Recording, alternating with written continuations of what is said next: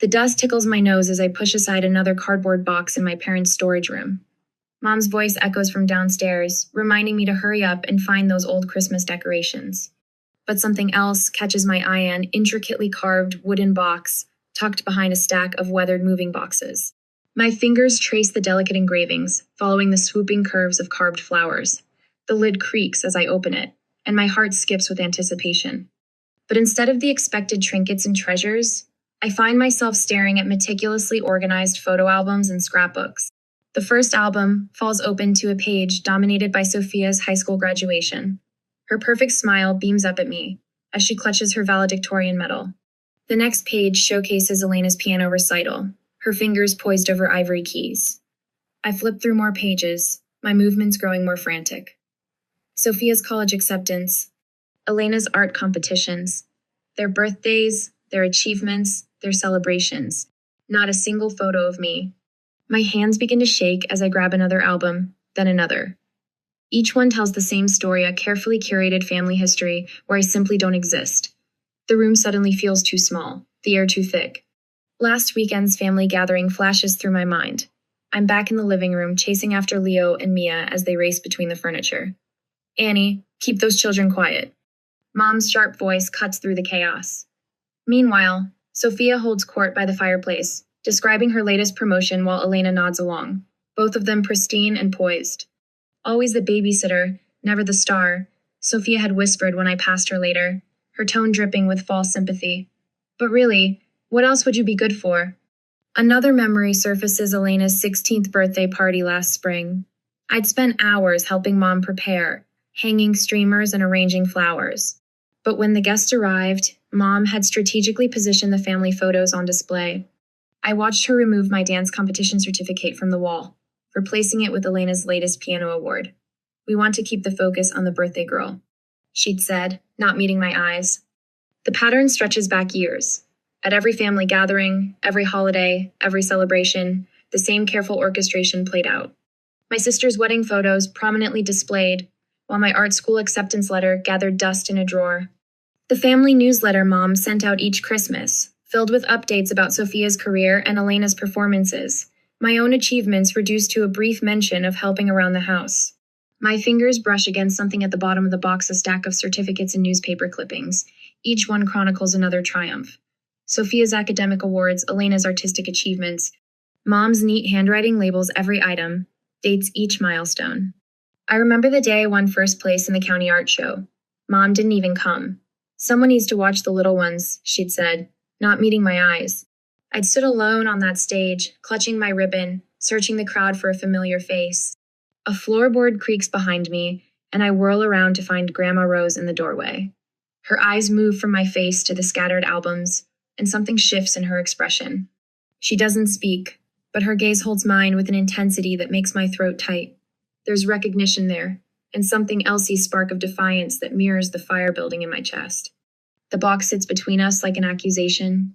All these years I've tried to be the good daughter, the helpful sister, the reliable one. I've swallowed my words, buried my dreams, played my assigned role. But sitting here surrounded by the physical proof of my erasure, something inside me finally snaps. I stand up slowly, my legs unsteady. Through the dusty window, rain begins to speckle the glass, distorting the world outside. The house feels different now, like a museum dedicated to my own invisibility. Every family photo on the walls, every carefully arranged shelf, they're all part of the same story.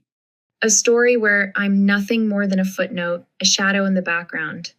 My reflection catches in the window, barely visible among the raindrops. For the first time, I really look at myself. The paint-stained fingers, the uncertain smile, the spark of rebellion in my eyes that no one ever bothered to notice. I won't do this anymore. I whisper to my reflection, and the words feel like a match struck in the dark. The truth can't be ignored now. It sits in this box, in these albums, in every carefully curated memory that wrote me out of my own family's history. They'll regret making me invisible, because I'm done playing my part in their perfect family portrait. My hands shake as I lift the delicate envelope from the wooden box, its edges worn and yellowed with time. More documents spill out beneath it: financial records, letters, notes in Mom's precise handwriting. Each one feels like a knife twisting deeper into my chest. Asterisk the 15th of October. Removed A's art competition photo from living room display. Replaced with S's business award. Maintaining focus on real achievements.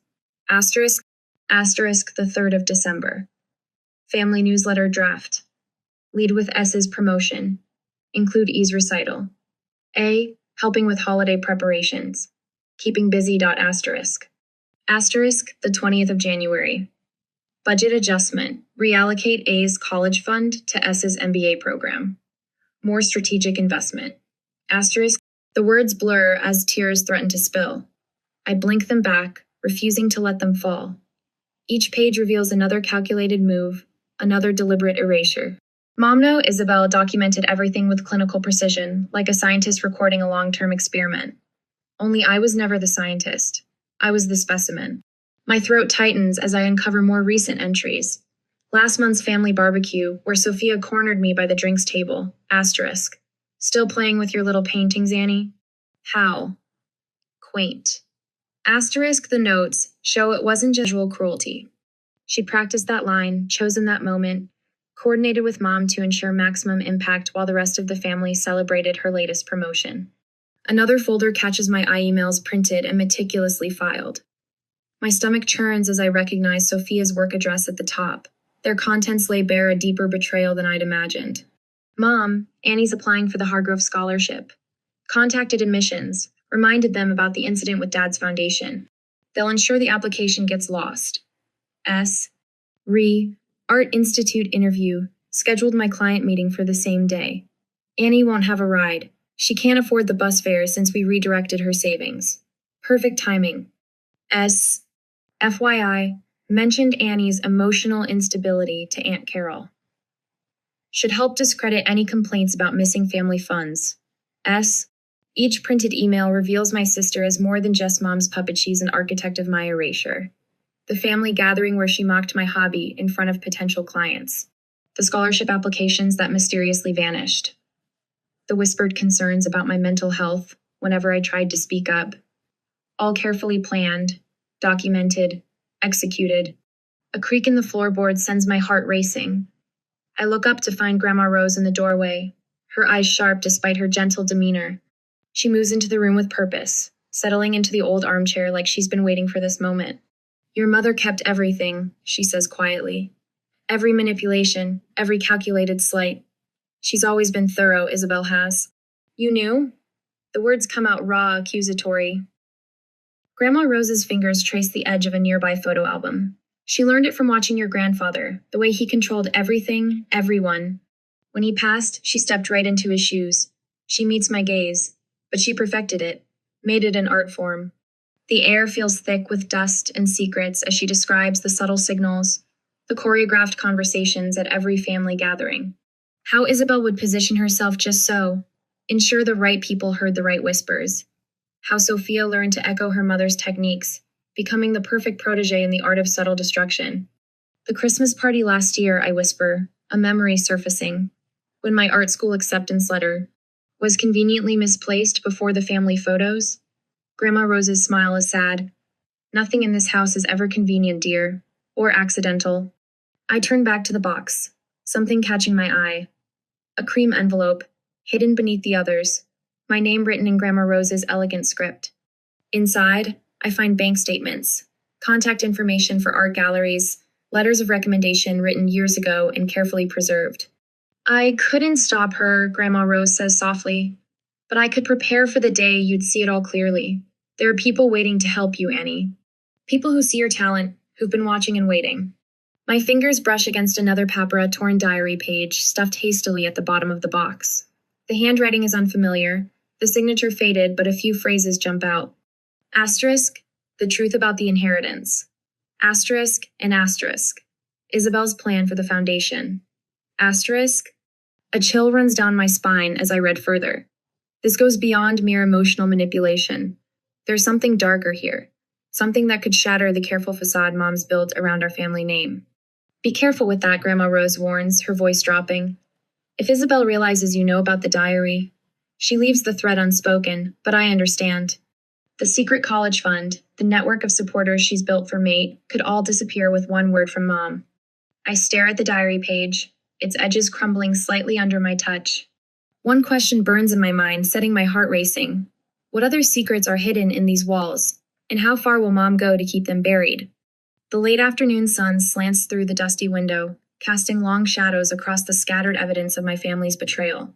In the distance, I hear Mom's voice calling up the stairs, cheerful and controlled as ever. But now I hear the steel beneath the sugar, the calculation behind every syllable. I carefully return everything to the box, except for the diary page, which I slip into my pocket. Its weight feels like a live coal against my leg, burning with possibility and danger. Grandma Rose watches me with knowing eyes. We both understand. The game has changed. And this time, I'm done playing by their rules. Mother's heels click against the marble floor as she sweeps through the dining room, her tailored blazer a shield of perfect composure. She pauses behind Sophia's chair, resting manicured fingers on my sister's shoulder. Have you heard about Sophia's promotion? Senior partner at only 28. The crystal chandelier catches the triumph in Mother's eyes as she surveys our gathered family. Her gaze slides past me like water over glass, settling instead on Elena's latest piano certificate propped on the sideboard. Annie. Mother's voice cuts through the murmur of conversation. The children need supervision in the playroom. I grip my fork tighter, the metal cool against my palm. I thought I might stay for dinner this time. Share some news about The children, Annie. Her tone brooks no argument. Beside her, Sophia's lips curl into a familiar smirk.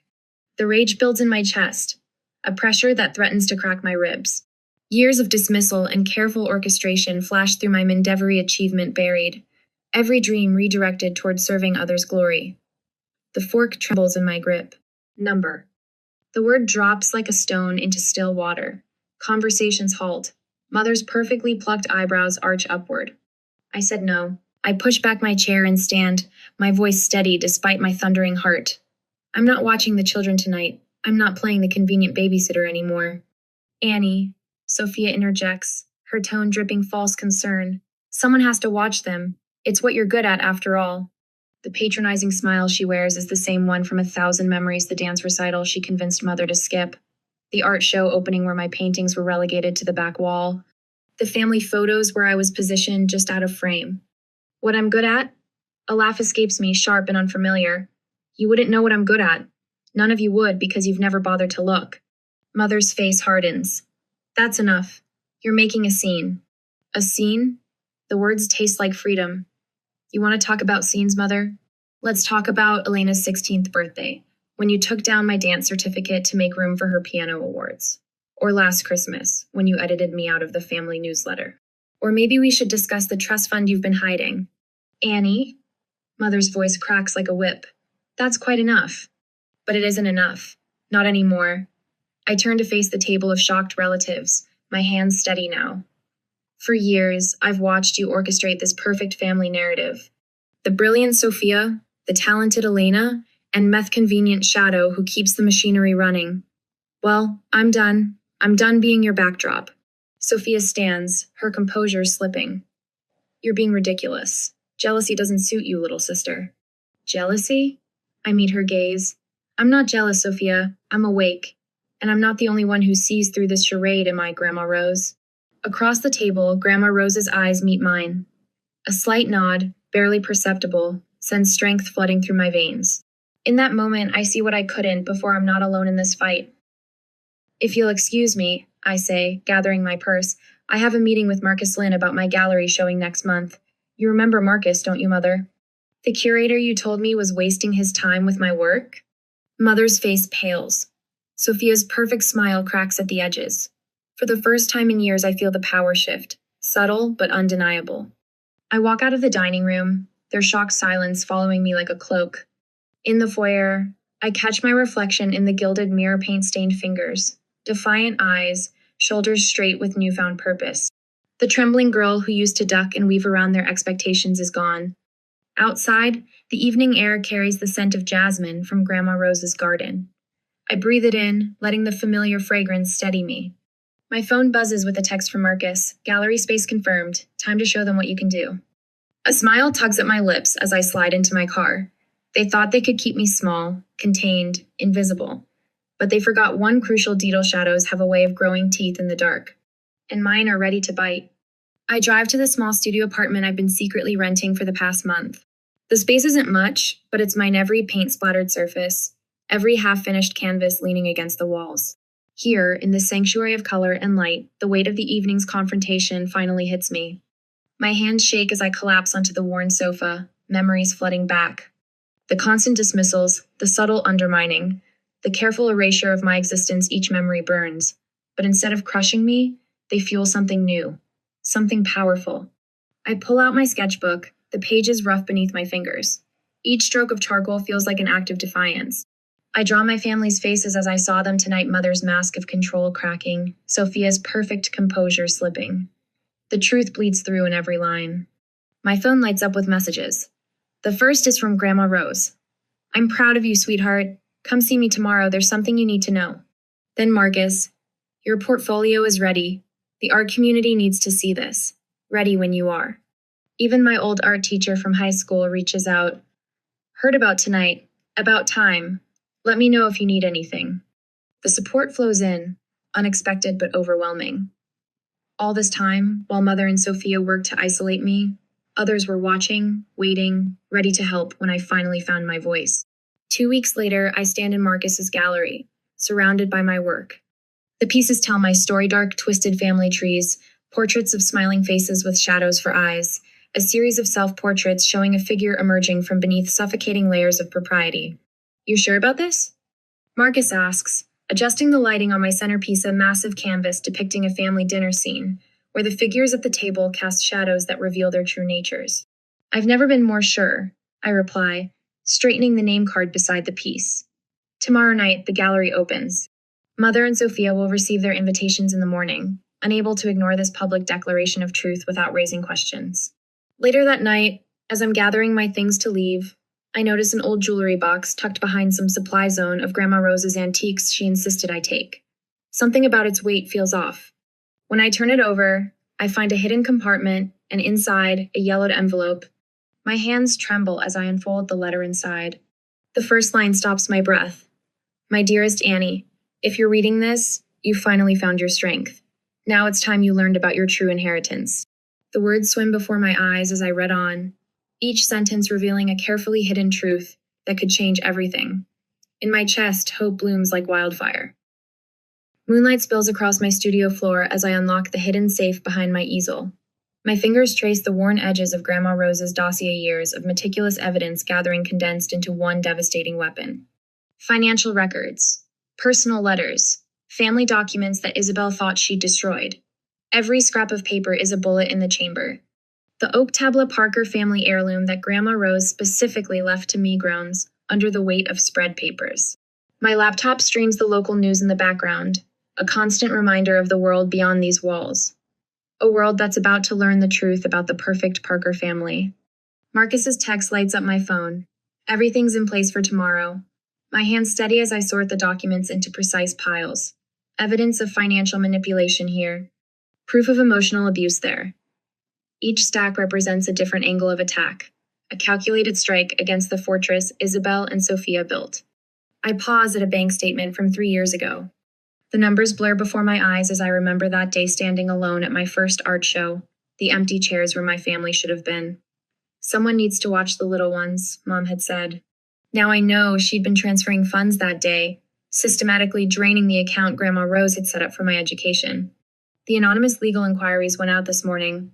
Rebecca Turner called an hour ago to confirm her support. The pieces are falling into place like brushstrokes on canvas, each one essential to the larger picture. Years of suppressed rage have crystallized into something harder, sharper blade forged in silence, ready to cut through their lies. The charity gala at the Grandview Hotel transforms into a battlefield the moment I step through its gilded doors. Isabel commands the stage like a general, her voice dripping with rehearsed sincerity as she speaks about family loyalty. The Parker name stands for tradition, she declares, each word a carefully aimed arrow. For unity and unwavering support. Sophia circulates through the crowd like a snake, poisoning the water. I catch fragments of her whispers. Always been troubled, never quite fit in. Such a shame, really. But she doesn't see what I see: Marcus Lynn's subtle nod from across the room. Rebecca Turner's phone recording every poisonous word. The growing network of allies positioned throughout the ballroom. The massive screen behind Isabel flickers to life, interrupting her speech. My heart pounds as the video begins to play, the one I spent weeks editing. Evidence appears in stark black and white. Bank statements, altered documents, damning letters. But it's the testimonies that silence the room. Former family members speak directly to the camera, their faces etched with years of similar betrayals. The Parkers nearly destroyed me. Cousin Sarah's voice echoes through the stunned ballroom. They took everything, my inheritance, my dignity, my place in the family, all because I dared to question Isabel's authority. Gasps ripple through the crowd. Isabel's perfect mask cracks. She lunges for the podium, but her words die in her throat as more evidence floods the screen. Sophia's frantic attempts to damage control only draw more attention to their unraveling facade. The community's response is immediate and overwhelming. Marcus steps forward, his presence commanding attention. As a longtime observer of this family's dynamics, he begins, his voice carrying across the now silent room. I can verify every detail of what you're seeing. Rebecca Turner materializes at my side, her phone still recording. The art world has watched the systematic suppression of young talent for too long, she announces. Tonight that changes. The next morning, Grandma Rose's carefully laid plans spring into action. Financial advisors release statements confirming the existence of my secret college fund. Legal experts outline the pattern of financial manipulation. The Urban Arts Gallery downtown transforms into a war room, where my artwork hangs alongside documented proof of years of suppression. Marcus orchestrates the exhibition with military precision. Each piece tells part of the story, a painting of a caged bird paired with a bank statement showing diverted funds, a self-portrait alongside a letter revealing Isabel's orchestrated campaigns to undermine my achievements. The truth bleeds across canvas and paper, impossible to ignore. At the panel discussion, Rebecca leads the charge. Former family employees step forward, their stories collaborating my own. The perfect Parker family portrait shatters under the weight of accumulated evidence. Each revelation drives another nail into the coffin of Isabel's control. As evening settles over the gallery, I find myself drawn to a vintage desk in the corner, another piece of Parker family history, donated years ago. My fingers trace its worn surface, finding a hidden catch in the drawer. It clicks open, revealing a sealed envelope, the paper yellowed with age. The elegant script inside makes my blood run cold. This letter doesn't just confirm what we already knew, it reveals a whole new layer of deception. The college fund wasn't just a secret account. It was part of a larger trust, established with specific conditions. Conditions that, if breached, transfer all control away from Isabel and Sophia. My hands tremble as I read further, uncovering names I never expected to see. The web of lies stretches far beyond my mother and sister, implicating others in ways I never imagined. The truth I thought I knew was just the surface of a much darker reality. The letter burns in my hands like a lit fuse. In the quiet gallery, surrounded by the evidence of my victory, I realize this is far from over. The question isn't whether I've won, it's what happens when the full extent of the Parker family's deceit finally comes to light, and whether any of us will survive the explosion. Mother's voice cuts through the grand ballroom like a blade. If you continue this rebellious behavior, Annie, you leave me no choice. She stands at the head of the mahogany table, her perfectly manicured hands gripping a stack of papers. The entire family network hall financial and emotional support will be severed. My heart pounds against my ribs, but I keep my expression neutral. The gathered relatives shift uncomfortably in their chairs, crystal glasses clinking as hands nervously reach for water. Aunt Margaret won't meet my eyes. Uncle James suddenly finds his napkin fascinating. Sophia rises from her chair, the silk of her designer dress rustling. Annie, dear, she says, her voice dripping with false concern. You've always struggled with stability. Remember the dance recital disaster? The failed art show? She circles the table like a shark, each word calculated to draw blood. Our family has traditions, expectations. You've never quite managed to meet them, have you? The old Annie would have shrunk under their words, would have apologized for existing. But I'm not that girl anymore. I catch Grandma Rose's eye across the table. She gives me the slightest nod, and I feel Marcus and Rebecca's steady presence behind my chair. Months of preparation have led to this moment. Speaking of family traditions, I say, my voice steady as I stand, let's talk about a few I've recently uncovered. I pull out my phone and tap the screen. The grand ballroom's projector hums to life, and suddenly the wall behind Mother fills with image-scanned documents. Hidden letters, bank statements, Mother's face drains of color. What is the meaning of the secret college fund Dad left for me before he died? I say, advancing to the next slide. The one you and Sophia diverted into your personal accounts. The art school scholarships you intercepted and declined on my behalf. The trust fund that mysteriously vanished. Gasps ripple through the room. Sophia's perfectly composed mask slips for just a moment, revealing raw panic underneath. But that's not all. I gesture to Rebecca, who wheels in a covered easel. I've been working on a special exhibition. Would you like to see? Mother steps forward, legal documents forgotten in her trembling hands. Annie, stop this nonsense immediately. I pull the cloth away.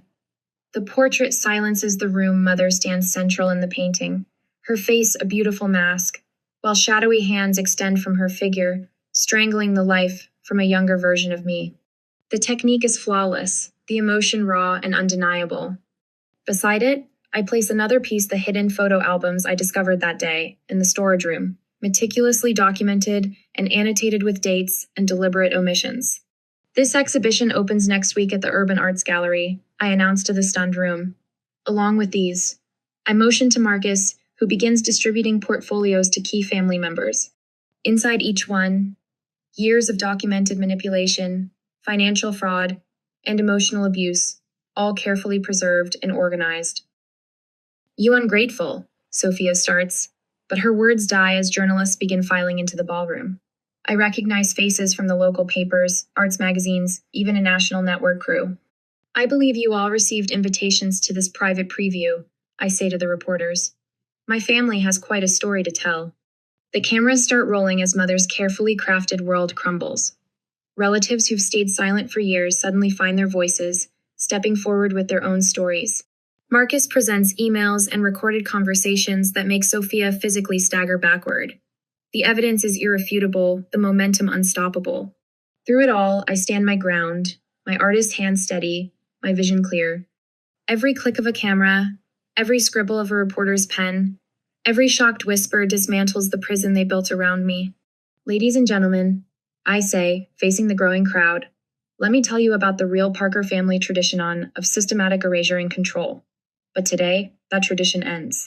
Mother lunges for the projector cord, but it's too late. Social media is already exploding with images and hashtags. The carefully curated Parker family facade shatters like fine china dropped on marble floors. I meet Sophia's eyes across the chaos. For the first time in my life, I see fear in them, fear of me, of the truth I've unleashed, of the power that was always mine to claim. Behind me, the portrait looms like an avenging angel. I am no longer the invisible daughter, the convenient babysitter, the forgotten artist. I am Annie Parker, and I've just painted my masterpiece in strokes of justice and truth.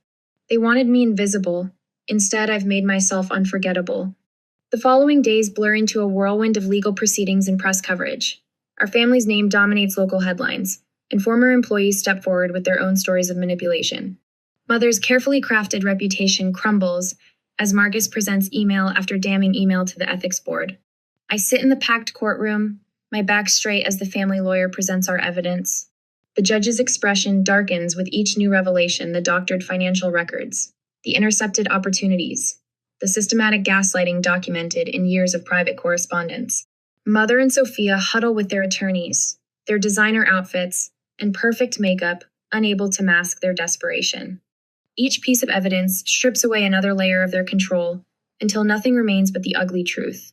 In light of the evidence presented, the judge's voice fills the hushed courtroom. Control of the college fund and associated family assets will be immediately transferred to the designated trustees. She fixes Mother with a steel gaze. Furthermore, this court strongly recommends a criminal investigation into the financial irregularities uncovered during these proceedings. The gavel strikes like thunder, sealing my victory, but my hands tremble as I pack up my files in the now empty courtroom. Something feels unfinished. Later that evening, I sit alone in my new office at the Urban Arts Gallery, surrounded by the artwork that helped set me free. The final court documents wait for my signature, but something catches my eye, a sealed envelope tucked between the pages, marked with an unfamiliar insignia. My fingers trace the strange symbol as a chill runs down my spine. Inside, a single note reads, "The Parkers aren't the only family with secrets to hide. Choose carefully, Annie." I stare at the cryptic message as shadows lengthen across my desk. Perhaps this victory isn't really the end. Perhaps it's just the beginning. Sunlight streams through the tall windows of the San Francisco Institute of Fine Arts, casting long shadows across my new workspace. My fingers tremble slightly as I unpack my supplies. Brushes still pristine, tubes of paint waiting to release their vibrant secrets. Around me, the buzz of creative energy fills the studio as other students settle into their spaces. Their conversations, a melody of artistic dreams and determined spirits. Welcome home, I whisper to myself, running my hand along the smooth wooden easel. The words feel right in my mouth, solid and true. Unlike the hollow praise and false warmth of the Parker household, this space radiates authenticity. My canvases lean against the wall, blank but brimming with possibility. Each one represents a story waiting to be told, a truth demanding to be shared.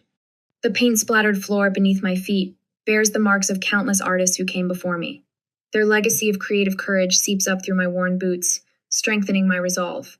This is where I belong, not shrinking in the shadows of Sophia's achievements or Elena's performances, but standing tall in my own light. I take a deep breath and begin setting up my first piece. The empty canvas towers before me, but I'm no longer intimidated by blank spaces. I've lived in them too long, carved out my existence in the margins of other people's stories. Now it's time to fill them with my own bold strokes, my own vivid colors. Later that afternoon, I find myself back in that familiar storage room. But this time, I'm not searching for Christmas decorations or hidden family secrets. I'm here with purpose, canvas in hand. The space feels different now, less suffocating, more like a cocoon I've finally broken free from.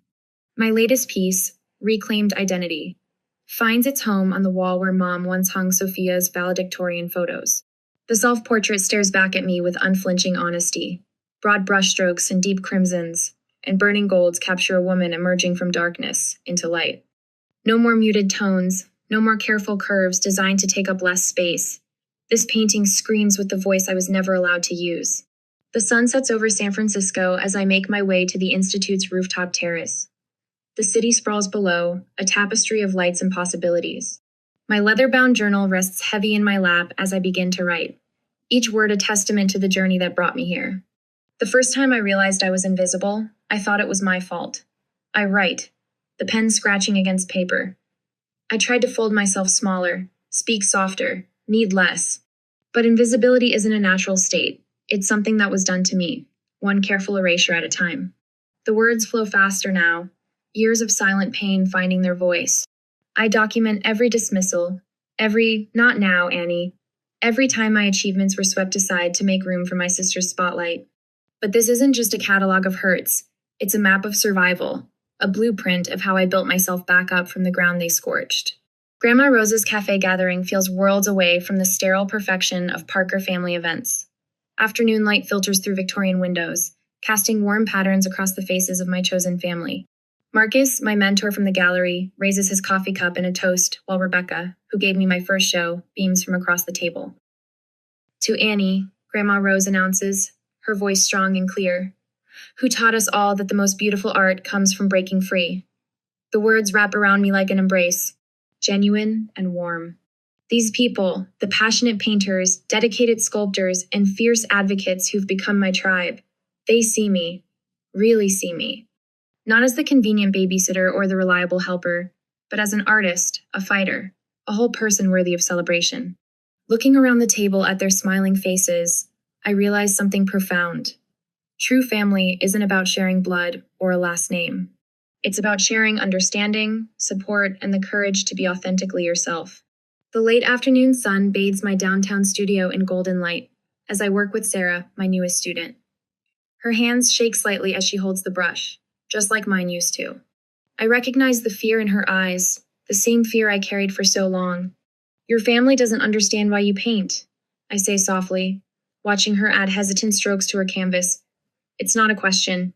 I've learned to recognize the signs, the way she apologizes for taking up space, how she tries to make herself smaller.